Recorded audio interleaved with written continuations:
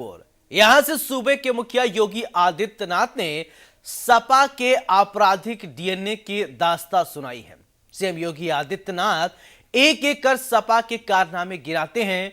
CM पूरी बातों के लबोलबाब को एक नारे में ढालते हैं, लाल टोपी वाले के काले कारनामे। यही वो बयान था जहां से सपा के आपराधिक डीएनए पर नए सिरे से सवाल जवाब होने लगे।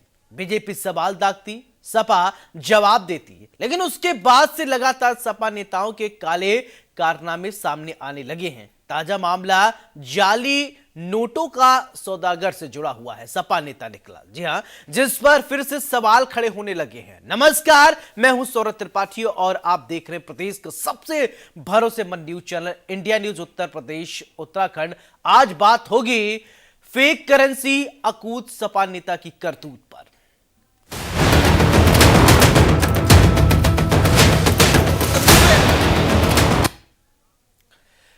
कुशीनगर पुलिस ने नकली नोट का कारोबार करने वाले अंतरराष्ट्रीय गैंग का पर्दाफाश किया है। इस गैंग के 10 सदस्यों को पुलिस ने गिरफ्तार किया है। इनमें से 5.62 लाख रुपए की जाली नोट के साथ 10 तमंचे और 4 सुतली बम बरामद किए गए हैं। इसके अलावा 2 लग्जरी गाड़ी और अन्य सामान बरामद किए गए हैं। इस गैंग का मास्टरमाइंड समाजवादी पार्टी का नेता रफीक अहमद है। रफीक समाजवादी लोहिया वाहिनी का राष्ट्रीय सचिव भी है। रफीक अहमद पर कुशीनगर के कई थानों पर 11 गंभीर आपराधिक मामले दर्ज हैं। जैसे कि खबर सामने आई है, फिर से सपा के आपराधिक डीएनए पर चर्चा शुरू हो गई। आज की स्पेशल रिपोर्ट में इसी मुद्दे पर मेहमानों से हम चर्चा करेंगे कि आखिरकार रफीक का ये जो काला कारनामा है, इसके पीछे क्या वजह है। वास्तव में जो आरोप लगाए जा रहे हैं, इन्हीं तमाम आरोपों का हम पड़ताल करेंगे। हमारे साथ एक खास पैनल होगा, उन्हीं से हम जानने की कोशिश करेंगे सपा की फेक करेंसी वाली ये जो फैक्ट्री है, इसका मास्टरमाइंड गैंग के इंटरनेशनल तार सपा नेता गिरफ्तार। अब सपा नेता गिरफ्तार हुआ है तो समाजवादी पार्टी तो सवाल खड़े होंगे ही।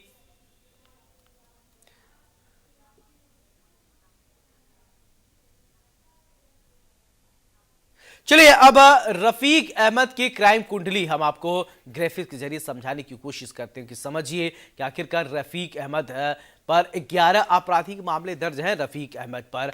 और औरंगाबाद में अगर बात करें 8 आपराधिक मामले, नौशाद में 4 आपराधिक मामले दर्ज हैं। इसके अलावा अगर बात करें तो परवेज इलाही 8 मुकदमे दर्ज हैं। इसके अलावा शेख जमालुद्दीन पर 4 मुकदमे दर्ज हैं और गिरोह के वहीं निजामुद्दीन उर्फ मुन्ना पर कई मुकदमे दर्ज हैं।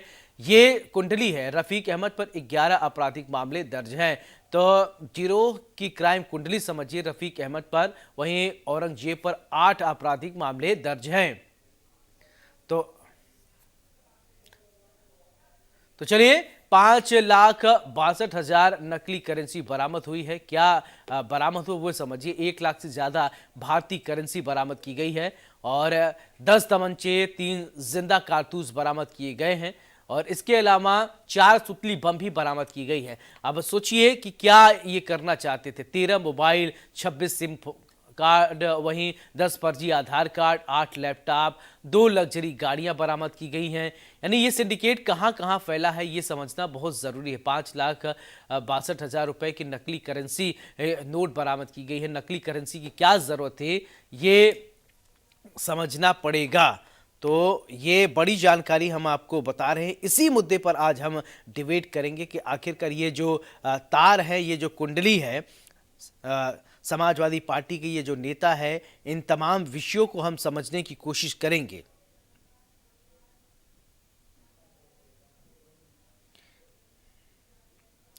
तो ये नोट कहां से आए, कहां कहां तार जुड़े हुए हैं, इन तमाम विषयों पर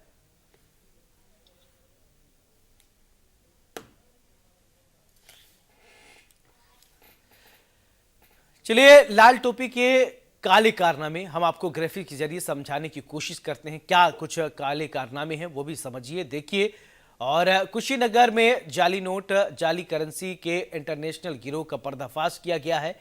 और इसके अलावा अगर हम बात करें तो 5,62,000 रुपए की नकली करेंसी बरामद की गई है और 10 तमंचे 10 कारतूस बरामद 30 कारतूस है, माफ कीजिएगा। मास्टर माइंड सपा नेता रफी खान उर्फ बबलू गिरफ्तार। रफी खान उर्फ बबलू, रफी खान पर कुल अगर बात करें तो 11 मामले लगभग दर्ज हैं। अंतरराष्ट्रीय सरगना निकले समाजवादी पार्टी के नेता रफी उर्फ बबलू सपा के राष्ट्रीय बताया जाए कि अगर नेपाल से चला रहे थे इंटरनेशनल जाली नोट, यूपी पुलिस ने जाली नोटों के साथ गिरफ्तार किया है।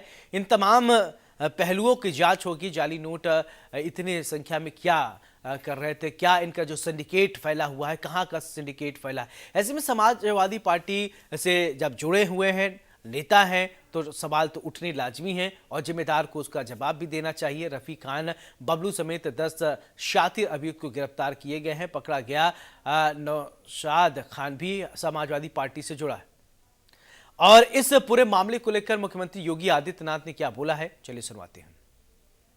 इतिहास के पन्नों को लड़ते हुए आप जाएंगे तो बहनों और भाइयों, काले कारनामों से इनका पूरा इतिहास भरा पड़ा है।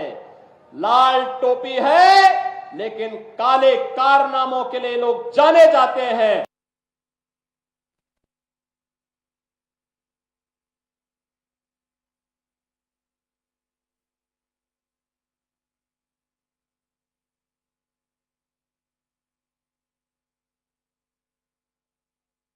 जाने की भी हम कोशिश कर रहे हैं।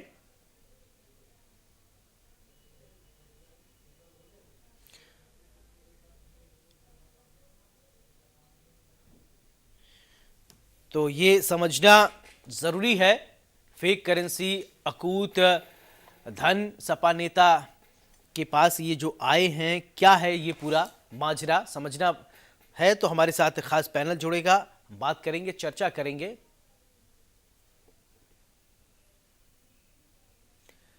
तो फेक करेंसी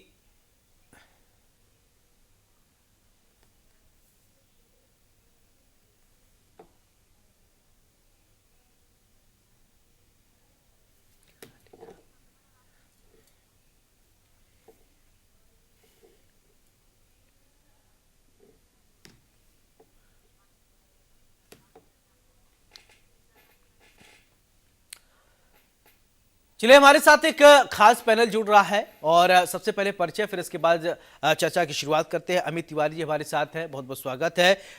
और अजय जी हमारे साथ हैं, विनय सिंह जी हमारे साथ हैं, बहुत बहुत आप सभी का स्वागत है। सबसे पहले अमित जी, मैं आपसे ही समझना चाहता हूँ, राजनीतिक विश्लेषक आप हैं, ये जो फोटो पॉलिटिक्स हुई या अभी एक तस्वीर सामने आई, समाजवादी पार्टी के नेता से जुड़े हुए हैं रफीक उर्फ बबलू, और उनका काला कारनामा सामने आया है, इसको कैसे आप राजनीति से जोड़कर देखते हैं? क्या आप फोटो पॉलिटिक्स ठीक है या कुछ और आप इसको देख रहे हैं?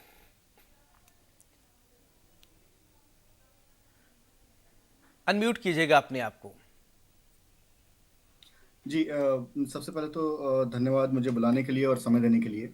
देखिए, अगर आप एक-एक करके समाजवादी पार्टी के नेताओं को देखेंगे, तो वो हर एक को आपने देखा होगा किस तरीके से एक बच्ची के जो माइनर थी उसको रेप और उसके बलात्कार के लिए कांड हुआ था। मोहित खान जिसको बचाने का काम किया गया। उसके बाद एक और बलात्कारी पकड़ा गया था नवाब, उसको भी बचाने का काम किया गया। और अभी ये रफीक की बात आ रही है जो कि फेक करेंसी को ऑपरेट करता था।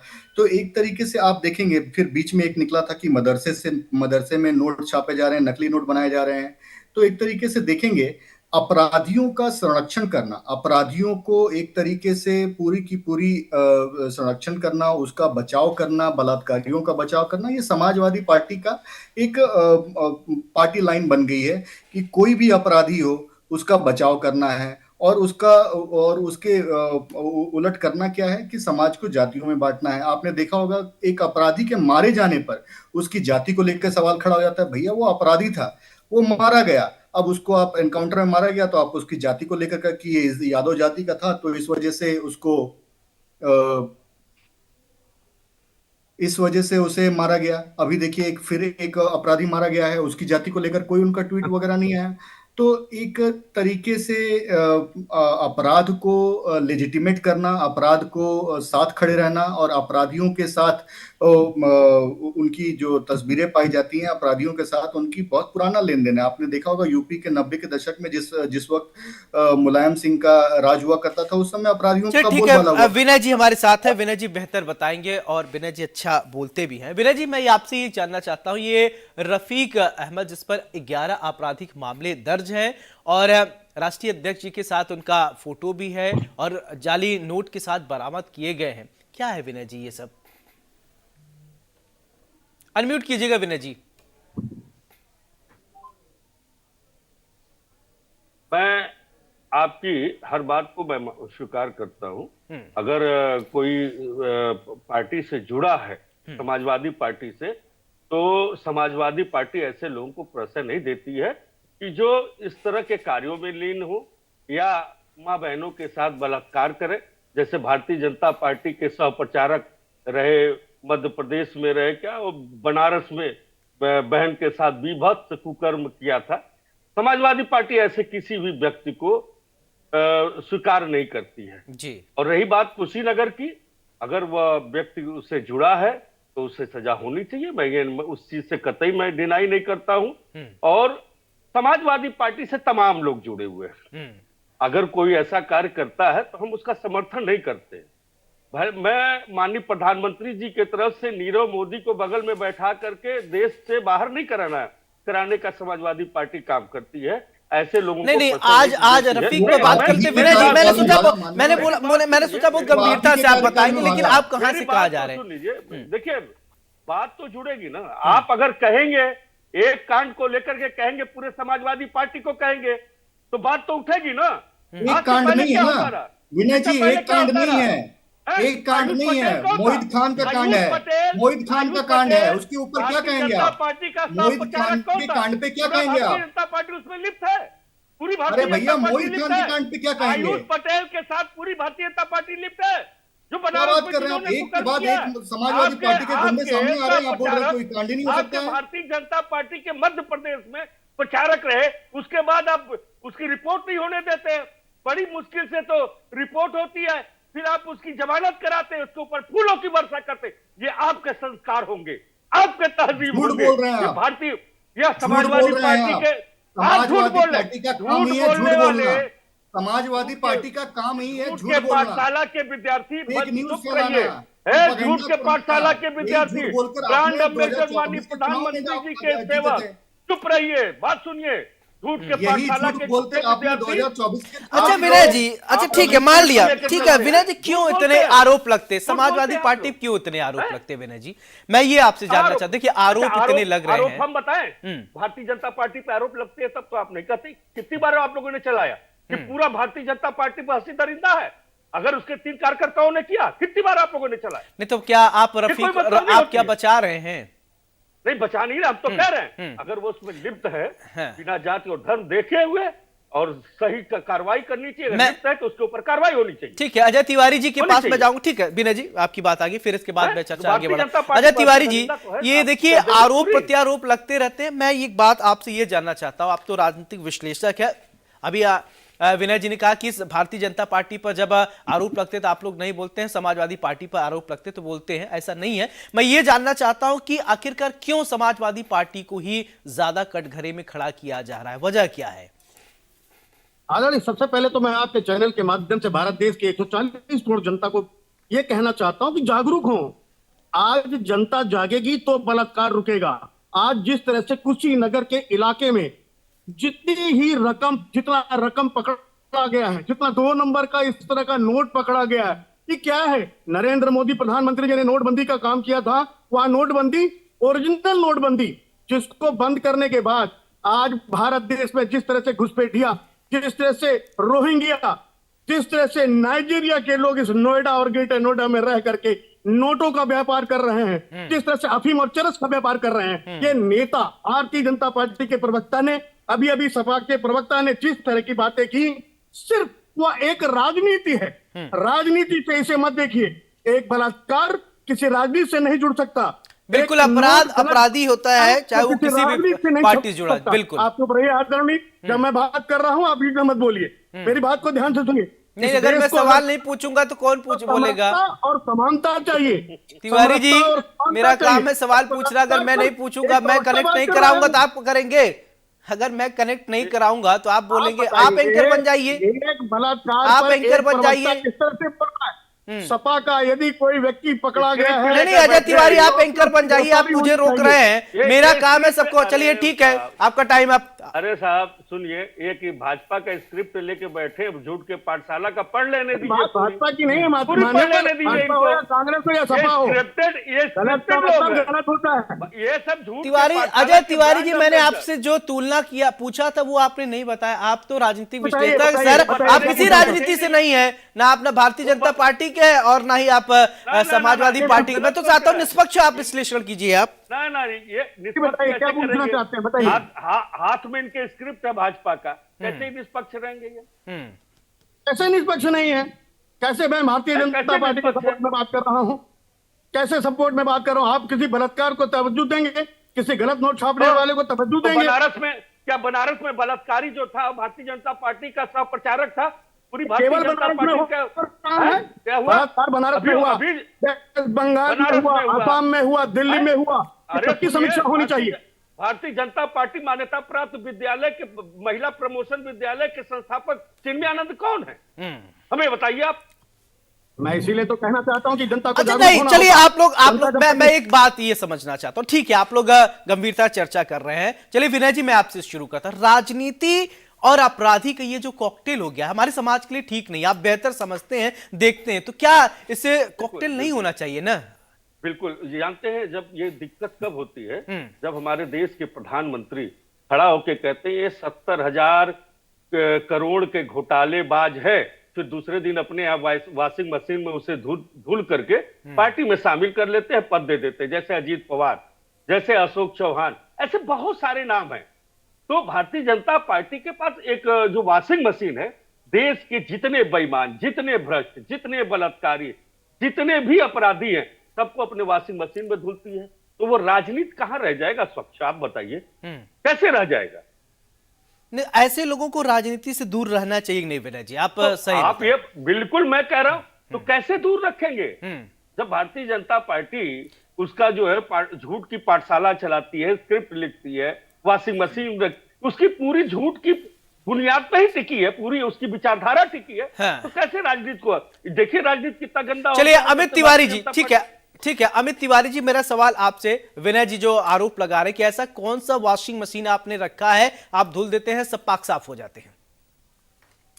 नहीं, देखिए, विनय जी का तो काम है उल जलूल बातें करना, लाल टोपी पहनते हैं और ये काले कारनामे इनके होते हैं। देखिए किस तरीके से जो पूरा का पूरा इंडी अलायंस है, समाजवादी पार्टी इंक्लूडिंग ये बलात्कार, आज की तारीख में ये बलात्कारी बचाओ पार्टी बन के रह गए हैं, अपराधी बचाओ पार्टी बन के रह गए। क्योंकि आप देखते जाइए कि जो जो घटनाएं अभी रिसेंटली, मैं बहुत पुरानी नहीं जाऊंगा, मैं मुलायम सिंह की बात में नहीं करूंगा जो कहते थे कि लड़के हैं, लड़कों से गलती हो जाती है, मैं उनकी बात आज बिल्कुल नहीं करूंगा।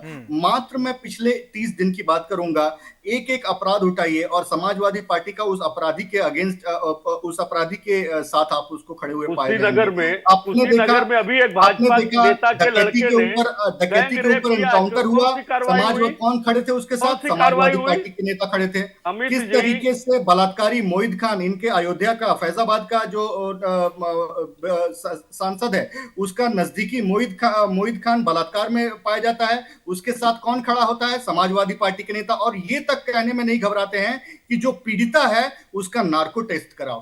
आप बताइए, पीड़िता का कहीं नार्को टेस्ट होता है? आप एक अपराधी को संरक्षण देने का काम करते हैं और फिर उसके बाद टीवी पर आकर बेशर्मी के साथ, जो करोड़ों लोग देख रहे हैं, वहां पर बेशर्मी के साथ आप उसका बचाव करते हैं। शर्म आनी चाहिए विनय जी, शर्म आनी चाहिए। जिस पार्टी के साथ आप हैं वो आज बलात्कारियों के साथ खड़ी है, अपराधियों के साथ खड़ी है, दुर्दांत अपराधियों के साथ। मान लीजिए आपका नेक्सस यहां से लेकर नेपाल तक फैला हुआ है और पूरा का पूरा कालाबाजारी।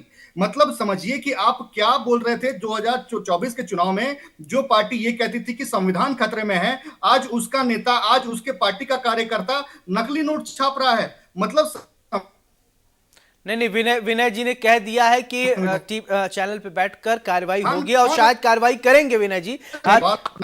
देखिए, मैं एक चीज बता दूं, मैं अमित जी को एक नहीं हो जाता चीज, है। मैं एक चीज सुन तो लीजिए। अमित जी, अभी कुशीनगर में एक भारतीय जनता पार्टी नेता के लड़के ने गैंग रेप किया, अभी 4-5-6 दिन पहले की बात है। क्या कार्रवाई हुई?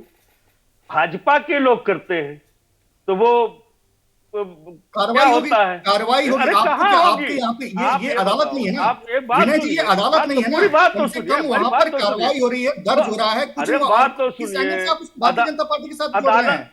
आप आप यहाँ पर अदालत को आकर मानते अपनी हैं? कुकृत्य को आप बचाने के लिए आप भारतीय संविधान और जनता न्याय पार्टी को को घसीट मानते नहीं हैं? सकते।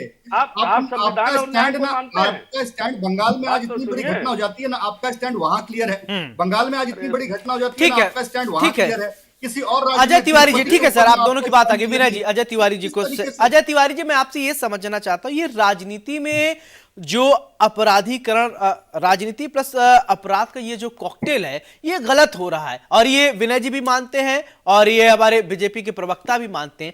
आप कैसे देखते हैं, कैसे राजनीति को अपराध से दूर रखा जाए? है कोई युक्ति?